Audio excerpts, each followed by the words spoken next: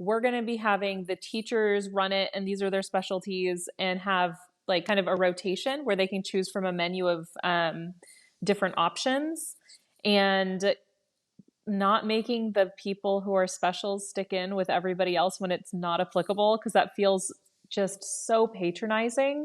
And as an English teacher, I'm very spoiled. I feel like almost always it has to do with like English or math.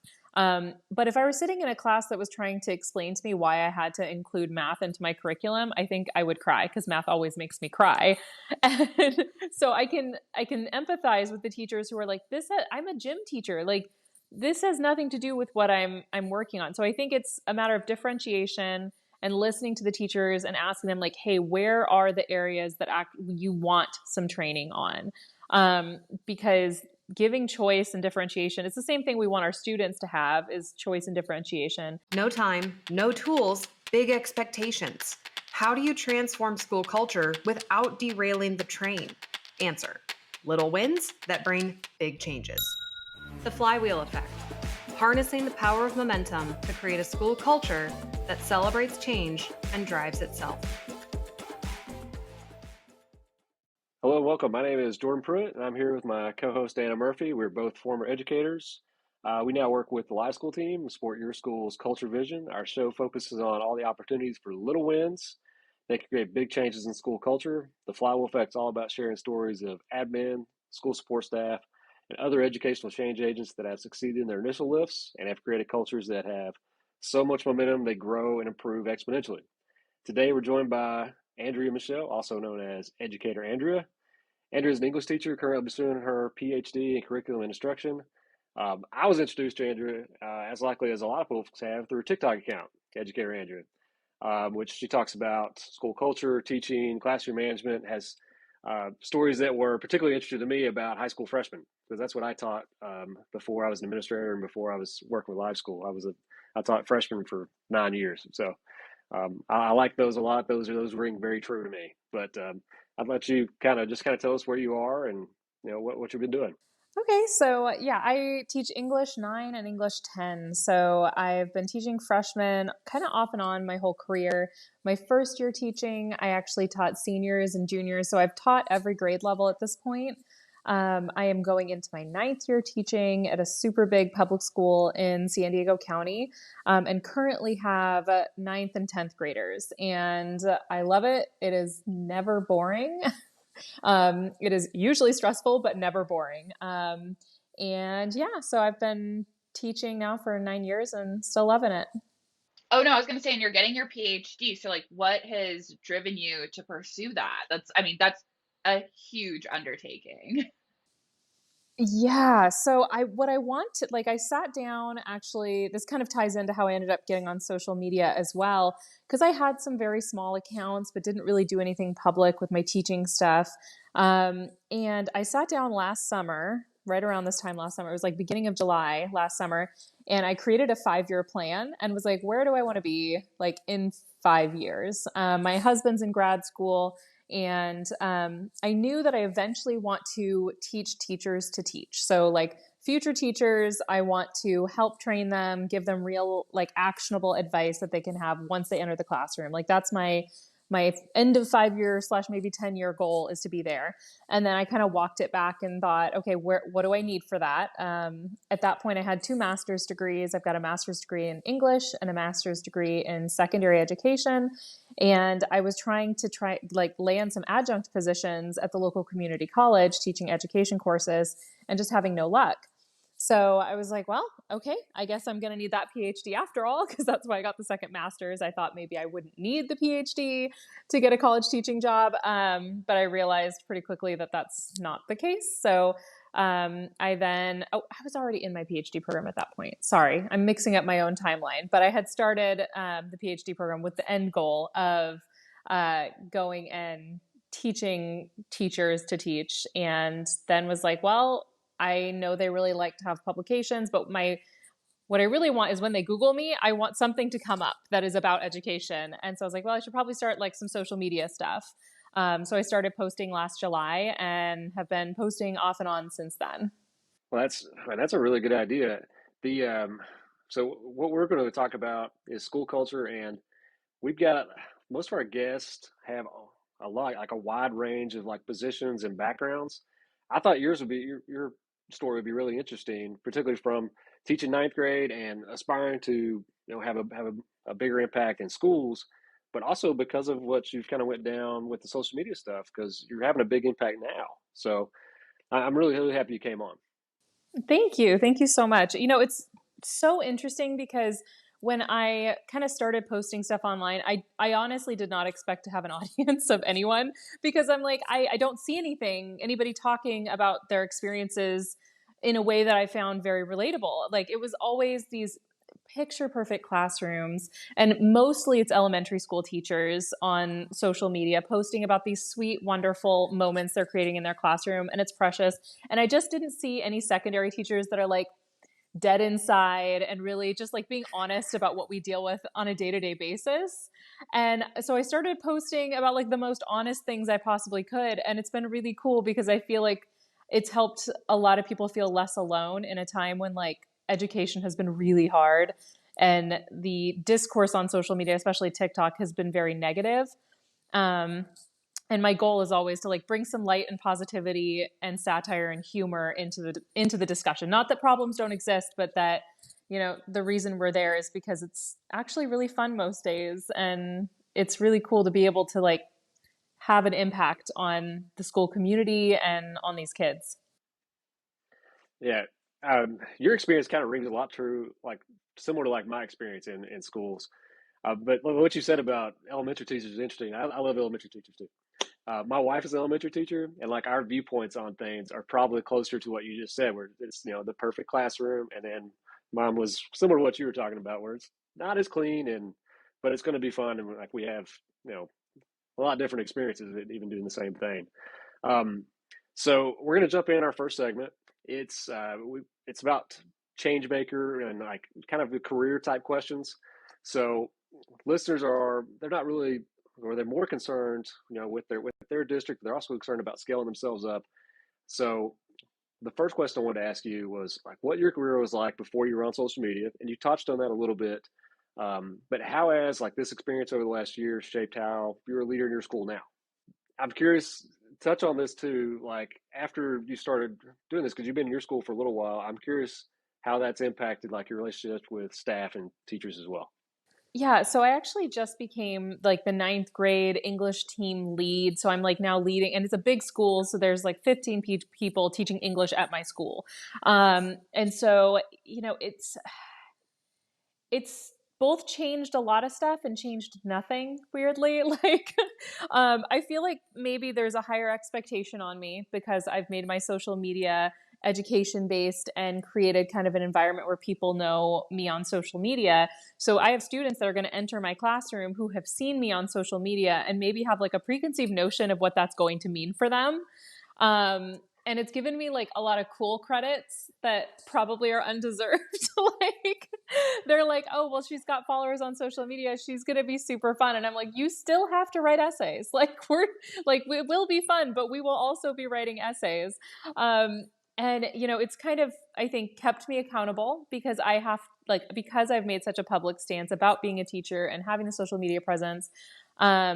I know good and well that if a student is filming me, they're going to get a lot more views for what I do in my classroom because I have a social media presence. And so it's helped keep me accountable and made me reevaluate how I'm presenting stories in my classroom, because I have a lot of parents that follow me on my social media who have thus far been so incredibly supportive and kind. And like, for example, I made a joke about a kid who rode a roller chair all the way from my classroom to the library. And I was so mortified because I was at the front of the group and my student teacher was at the back. So I didn't realize until we were there that he had ridden that stupid chair and broke it on the way to the library. And I was so mortified, and I told the story on TikTok, and the kid's mom actually teaches at the school. He works at the school. And so the very next day she brought in a bottle of wine for me and was like, I am so sorry.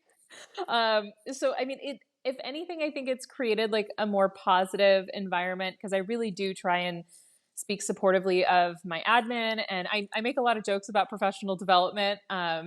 but that's more satire. Like, I really do try and be supportive of my admin because their job is super hard and I would not want to do it.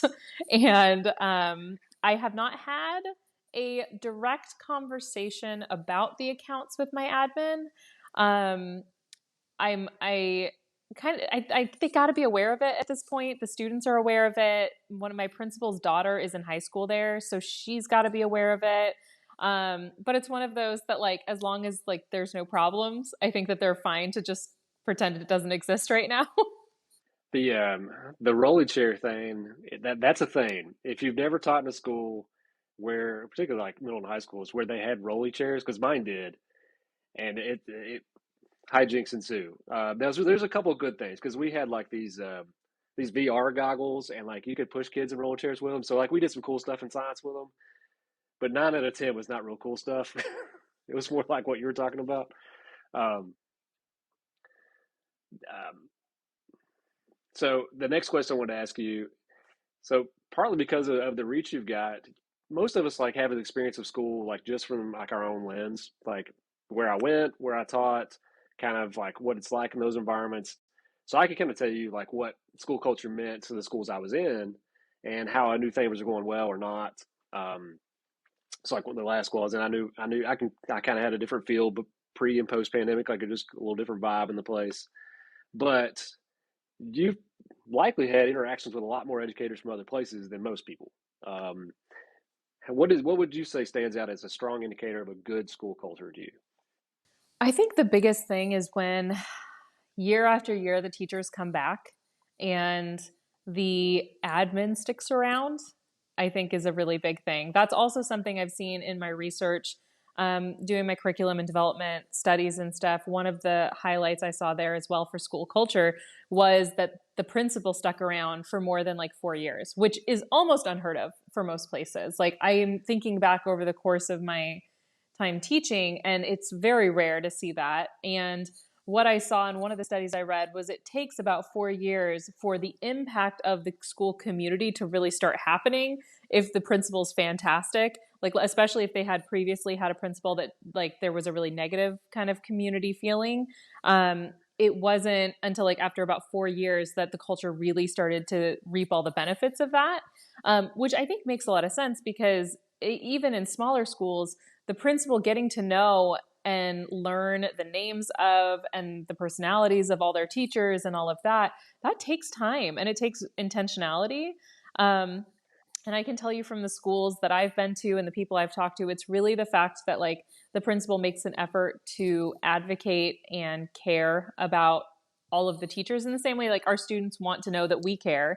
I think it's the same with teachers. They want to feel heard, and they want to feel like they're being seen by their administrators. The 4 year thing you're talking about, I've heard something similar to for particularly like high school principals. And it's kind of a short lifespan for most of them. I've heard even similar things about superintendents. That kind of has a indicator of how the district's going as well. So that's interesting. And you mentioned teachers, and Anna, you probably can speak to this a little bit. Just the teachers coming back year to year is going to be a big deal. Yeah, I mean, we're seeing this huge, I mean, I saw an article, this was months ago, but that 50% of teachers were looking to leave the profession. I think that that will happen gradually over time. I don't think 50% are leaving this year necessarily, but that teacher retention, I think, is a huge indicator in districts and in schools in terms of the culture that the principals built. And I've seen it firsthand just from what teachers have told me. And I guess I'm curious, like, I mean, I know like you do satire when it comes to like the PDs and whatnot, and looking at like how can we grow teachers professionally. Like, what do you think as we're going into that back to school season a principal can do to really set that school culture up for success so that teachers feel supported right out the gate this year? So that's something I've thought a lot about because nothing drives me nuts more than people who complain without solutions, like, because that's not benefiting anybody. And so I've been thinking a lot about that. And I think one of the main things is to give teachers choice and actually differentiate. So you're not having a first year teacher in the same room as a teacher who's been teaching for 20 years. because the first year teacher probably gets that technology stuff a lot easier than the 20 or 30-year veteran. And having the opportunity to give them some choice and be like, hey guys, we're going to be having the teachers run it and these are their specialties, and have like kind of a rotation where they can choose from a menu of different options, and not making the people who are specials stick in with everybody else when it's not applicable, because that feels just so patronizing. And you know, as an English teacher, I'm very spoiled. I feel like almost always it has to do with like English or math. But if I were sitting in a class that was trying to explain to me why I had to include math into my curriculum, I think I would cry, because math always makes me cry. And so I can empathize with the teachers who are like, I'm a gym teacher. Like, this has nothing to do with what I'm working on. So I think it's a matter of differentiation and listening to the teachers and asking them like, hey, where are the areas that you want some training on? Because giving choice and differentiation, it's the same thing we want our students to have, is choice and differentiation. And I think the teachers would benefit. I mean, and the thing is, like, I have this weird, like, sick desire to run a professional development at some point, but also not, because I have been sitting in a professional development that I thought was great, and there were still teachers around me that were like, this is horrible. I can't believe they're doing this. This is so patronizing. Like, there's always going to be that person. And I think I'm too sensitive for that, you know? So I think that, like, there also needs to be understanding, like, you're not going to please everyone, but if you can give choices, maybe you'll please most. I've I've been on both sides of that too. That I've been in a lot of PDs and I've ran some, and like you kind of like you get real self aware. Like, is this good for everyone in here? That kind of thing. It's interesting you missed the interesting you mentioned the choice thing. We did a webinar last week with a customer from Ohio. She's a middle school principal, and she was talking about rolling out a new program. And she just talked about like this slow roll, and then like at Thanksgiving, that was when they had their first like in-service day, their PD day, and they did all sorts of school choice stuff. And she split them up, similar to like you said, where they weren't in the same rooms together. And it made sense where you had early adopters of the program with some folks who were maybe not as new to it, that kind of stuff. So if principals are listening, write that one down, because it's been on both coasts. They said to do that. So Definitely. And I mean, I think that I've like I think back to the professional developments that have been most beneficial for me. And it was always something like that, where they gave us the opportunity and then they gave us a little bit of time to create something for our class with whatever knowledge they're giving us, to like really cement it, and have like like a resource we can then take and refer back to, I think also is really important. on on the PD thing, because we're there before I go on to the next question, that having options and choice. One thing I've noticed that helped too was at my previous school, we used to do like a menu, and we had like a few outside folks they brought in, but we asked a lot of people in like the building to do PDs. And so like it was a little easier because like you could choose to go to the person you PLC with and hear what they got to say, and like you trusted who was presenting it. You know what I mean? You had familiarity with them, it's also a good leadership opportunity for those folks too. Yeah, absolutely. And I think that the other issue is always that people find out how much these PD presenters are getting paid, and it just feels like salt in the wound, especially when, because like it's not admin's fault when like your insurance gets cut, or when like that's way above admin's head. Like, they don't get to make those choices. And so like the only thing they can do is just maybe try and give opportunities for the teachers to present, rather than paying 10 grand to Dr. So-and-so to come in and talk about stuff that they don't feel like is relevant to them. So last career question, and then we'll have a quick break after that. Looking at education as of right now, what do you think is the biggest rock that needs to be lifted? If you could fix one thing, what would you fix? That's such a hard question. But I think the primary issue facing most schools, most teachers, is the mental health of the kids and the mental health of the teachers. We have kids that were home for years and their social emotional development is way behind. And, there was a giant letter that came out from the Surgeon General in December of 2021 saying that there is a mental health crisis in youth in our country. It said that we went from 1 in 5 kids having major depression or major anxiety to 1 in 3. and like December of 2021. And I don't remember seeing that anywhere. Like I happened to be doing research and came across it, but like that's massive. A third of our kids in our classrooms are dealing with that, like 1 in 3. And if you think about your classrooms, you're like, yes, I see that. Like that makes more sense that it's not, 20% of your kids, you're looking at a third of your kids. And it's so incredibly challenging to meet all of those needs. And nothing has been done, at least from what I've seen, to fund the mental health resources for the schools, because teachers, we're like the first ones on scene. We can only do so much, but like the counselors are overwrought. They don't have the resources at their disposal to get stuff done. So I think that would be the biggest thing, is getting more resources into the schools to help with the mental health of the students and the teachers who have also faced tremendous stress over the past few years. That the getting mental health specialists in buildings. I came from a building that was probably a little ahead of that, because that had been a big push in our district like for a couple of years before all this happened. So it was a massive help coming back. But I saw, because I was in charge of like student discipline, culture initiatives and stuff. I saw a big jump in things that were like real. I wouldn't say easy to deal with, but like they're real straightforward. Like straightforward issues. This happened. This is what we got to do. To things that were, that, we gotta have to get somebody else involved. I need to talk to our mental health folks, our social worker. Those folks are going to have to be involved in this. I saw a big jump in that kind of stuff, like you were saying. Yeah, it's crazy. And I mean, it's scary too, because there's so many schools, like all the schools I've worked at pretty much have had at least one counselor. But I mean, the school I'm at right now has almost 3,000 kids and maybe 6 counselors at the school with varying degrees of experience. And you think about what those numbers mean for them, they can't have meaningful relationships with that many kids. And I think that it needs to be overhauled and addressed, because the teachers are doing their best to try and have trauma-informed practices and stuff like that. But when it's 1 in 3, I think we're all just feeling the pressure of that.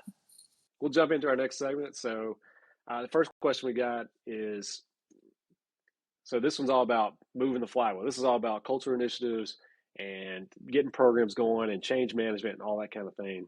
Can you share one story of a small change you led or observed that deliberately changed the culture of a school? So that was the goal, and that was the result.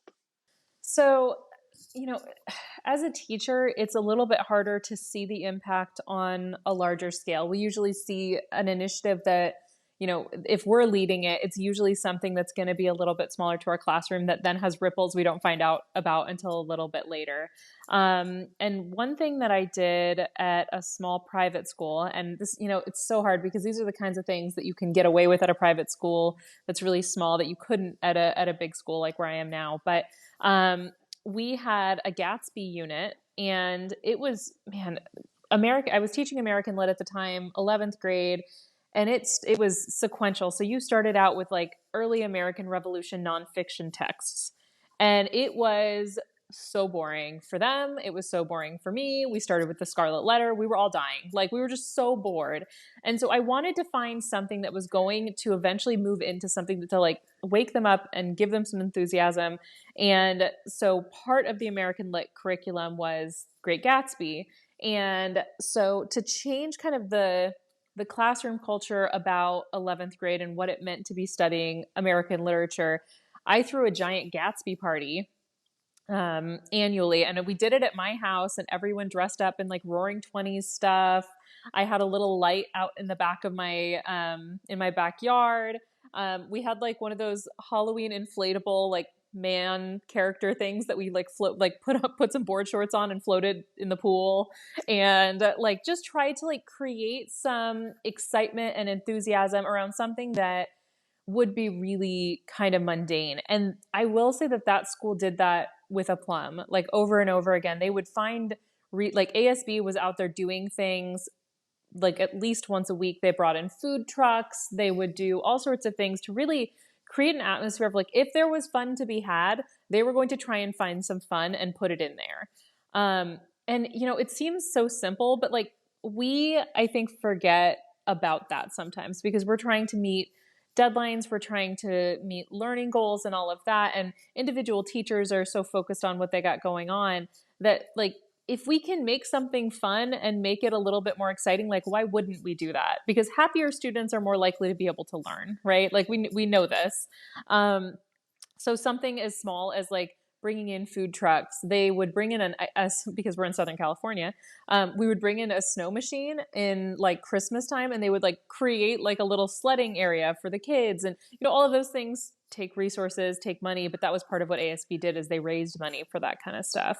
So I think it's just a matter of like trying to find ways to engage kids in a way that they can kind of sync with. And little things too, like working with the seniors on their senior prank so that no one's getting in trouble and nothing is getting destroyed, so that things can be fun when the opportunity arises, and it doesn't have to be like an us versus them kind of mentality. To jump in here, that was something that I always did with my students, and it was especially, so I taught at the Boys and Girls Club, and I helped with some of the program management there.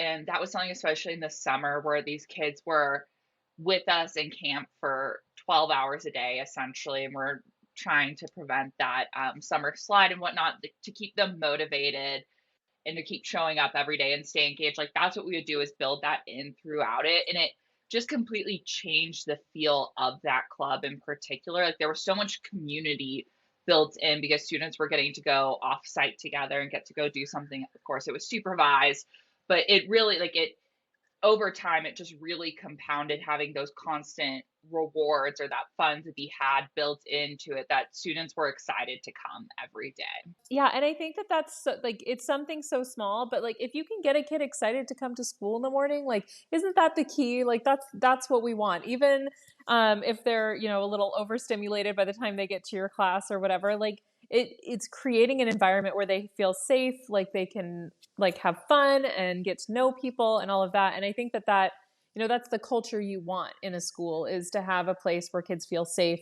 and like they can learn and have fun and have their needs met. Yeah, on the senior pranks you were talking about, those go from funny, like school experience stuff, to like kids are not walking in graduation stuff real quick. So it's really important that somebody helps them. Um, I love the idea of the Gatsby party. I had a friend who, he's one of my best friends, an English teacher, and we used to do, like, we had planning at the same time. So like he was planning different things than me. I taught physics, but he was doing Romeo and Juliet. I assume that's probably a ninth grade thing, but he had like 10 different media versions of Romeo and Juliet he had embedded in this thing. But just whatever he could do to make it interesting, he tried. He probably should have had a dress up party. It sounds like that would have worked well. The next thing I want to ask you about, same question, but have you ever, like, and maybe you were a part of it, or maybe you saw it, like a change initiative, something that didn't work, it failed? Yeah. So I think about the challenge with like the big push right now in schools and everything is that we want to have restorative justice and we want to have trauma informed learning. And I've seen that go really well in a lot of situations where, relationships are good and all of that. And I've also seen it kind of be mishandled in some, and this is more what I've heard from teachers from other schools, and seen to a minor extent in some of the schools I've been in, where what that has looked like instead of, restorative justice is like there was zero consequence for the behavior. And so therefore the behavior was repeated because it didn't have any teeth, because the kid was like, well, who cares? I'm just going to have to sit there and write an apology letter. Like, I can do that in 5 seconds. That's no problem. And so it created kind of an environment where the kids felt like they were running the school, and the teachers felt really powerless and like they couldn't count on admin to back them up. And I think part of that needs to be like somewhat communication, because I know for me, there were times where I found stuff out like long after the fact. They're like, oh, well, what did you document? And I was like, what document? What are you talking about? Because that expectation had never been told to me. I had never been told, like, well, the first time you talked to, they said you need to have these 3 warnings. They did not say you need to document these 3 warnings so that we have it on paper and we have it somewhere else other than in your brain that you've worn them 3 times. And so I think that it's not so much that it's a bad idea or that it has failed so much as like it needs to be kind of tightened up and run in maybe a better way that's a little bit more communicative in some of the communities that I've been a part of, where I think that there ended up being strife where it didn't need to happen because the communication was lacking. That particular one, I've got a little bit of experience with. That's kind of it's kind of a common concern, and I think it's exactly for the reason you were saying, because it's a strategy that like the whole group has got to be involved in for it to be effective. You know what I mean? And if it's like just still using kind of the same like traditional methods of like send them to this person, they do the discipline, that doesn't really do what you're looking for there. So that one's it's if everyone's not on the same page, it's easy for that one to fail. Um, the the last question I was going to ask is, what advice would you give educators who are trying to find ways to improve culture in a way that can be scaled and sustained? And you could talk about at any level. You could talk about teacher or administrator or district person or however. I think there's a few things, and it's hard, right, as an educator, because a lot of times we're in our little like microcosm of our classroom, and so that's what we're focused on. And I think that's the first thing that we do is we try and make sure that our little mini community is healthy and doing what it should be, and is a positive space for the students. And I think that a big part of it as well is if you are upset about something and it is not a rule that admin created, then you need to talk to the people who created it, which is almost always the school board. And you need to address it with the people who are actually in charge of making those changes and advocate respectfully for the things that you think are important. So, like, you can't be mad at like, there's a book I have to read this summer, and I am annoyed that I have to read this book because we're not given any time. We're just told you need to read it. But of course, we have that like continuing education clause, so we have to read it. And admin told us that on the last day before we left for summer. They're like, by the way, you have to read this book. Have fun, bye. And there were some teachers that were like really mad at admin. And I'm like, like, they didn't buy the book. Like, literally, they said, like, this is something the school district is handing to us from our bosses handed it to us, and all the schools in the entire county have to read it. And so I think it's also kind of a shift of attitude of having empathy for the people that are leading us, as well as the people we're leading ourselves. Like, we're leading our students and we always think about what they're going through. I really think, like, as a teacher myself, I forget sometimes how incredibly challenging it would be to have a staff of 130 who are all mad at me for different reasons. I could not do it. I can tell you for sure I could not do it, because sometimes the job of an admin is to be the bad guy to the kids, to the teachers, to do all of that. And a lot of times you're just being hated for things that you didn't even, like, it wasn't even your choice, how all of everything kind of fell out. And so I think that's like, you kind of focus on your classroom and trying to make sure that that environment is healthy. And if you see things are unhealthy on the outside, then speak to the people who are like the change makers, the people making those choices, and come with solutions. Because that's the other thing that drives me nuts is like when people are complaining without solutions. Because I see that a lot, and I get it. Sometimes we're just venting and we just need to vent. But at a certain point, it just becomes whining and not venting, which is not helpful for anyone. It's real easy to get like siloed because you have your own little world in your classroom, and it's you take care of your little world, and like you kind of forget about what's happening in all the other places, but like they are connected. And like kind of like what you were saying about, sometimes I had a similar experience about it as an administrator. Like I kind of missed my silo at some point, like I wish I had my own little world I could control and not the whole of it. So I can, that's probably true for most folks everywhere. Well, Anna, do you got anything you want to ask Andrea? I don't want to take up too much of her time. We're probably, close to the end of her. I've just learned so much and really enjoyed talking. And I just think I'm with you. I'm a very solution oriented person, and I get frustrated easily when other people aren't. Let's say it doesn't matter professionally, personally. It's all of that. I know I've like done it to my husband before, and I'm like, we have to find like, what's the solution though? And I think it is there. I have found when I've been in work environments, both in schools and out of schools, where like you obviously you have your coworkers you feel like you can complain to and whatnot, but I've always enjoyed the people most who try to pull us out of that. And I think, recognizing like you can only control what you can control, and that complaining about it sometimes isn't going to get you very far, and it's only going to bring you down and others down. And I think looking at like sometimes just trying shifting, I think, your perspective a lot when there's things you can't control. I don't know. I just think like it's such a positive outlook too, and causes you to have a better experience no matter what you're doing. Part of what my dissertation focuses on the way that stress impacts first year teachers' relationships with their students. And so one of the things I've been looking at is some studies basically came out and looked at that first year and said, like, if you have a negative first year, you're more likely to view like your whole teaching career as just negative, even if you had the exact same experiences as somebody else who framed it in a more positive light.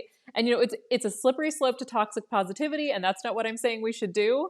But it's kind of framing it in a way that is healthy and honest and like a true assessment of what's going on, and being more solution oriented, where you're like, this is not okay. I'm not saying it's okay, but I'm also like, there are solutions to these problems, and we should seek those solutions.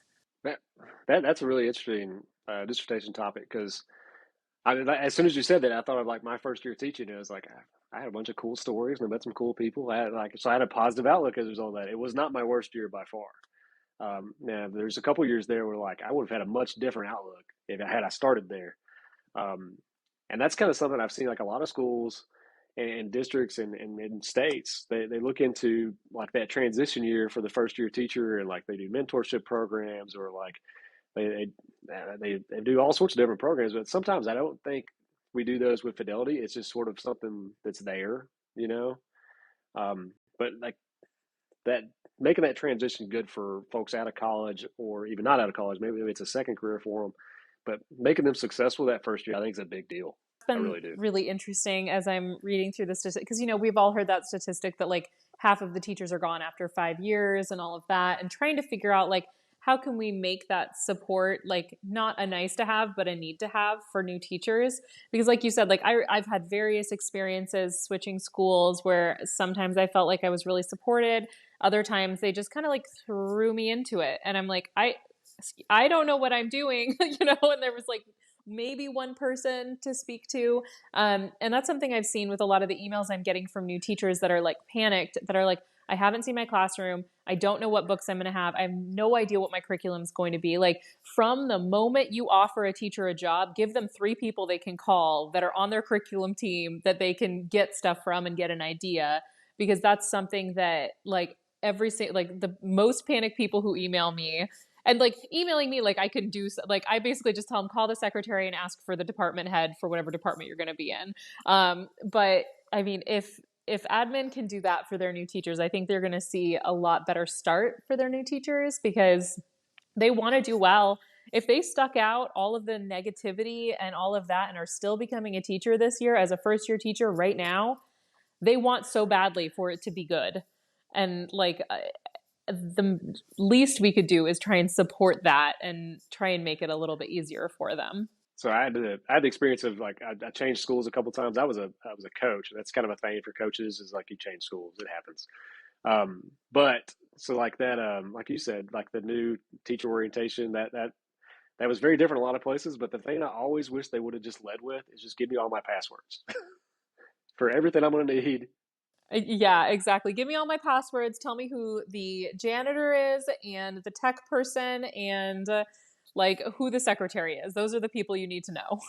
Yeah, and that's you're good for 5 years there if you know them. So, well, Andrea, thank you very much for your time. We're kind of nearing our time.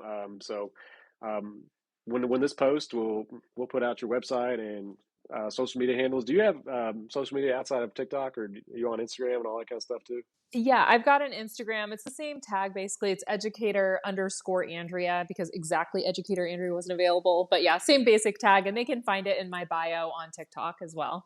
Trying to think. Right now I'm just working on my dissertation. I am going to have a book coming down the pipe. If I can survive this year with my dissertation and get that book done, by next year, it will be a miracle of epic proportions. I am working on it. I also have a Patreon that I work with teachers one-on-one, and we meet once a month to answer questions, and they get access to all of my resources on my website.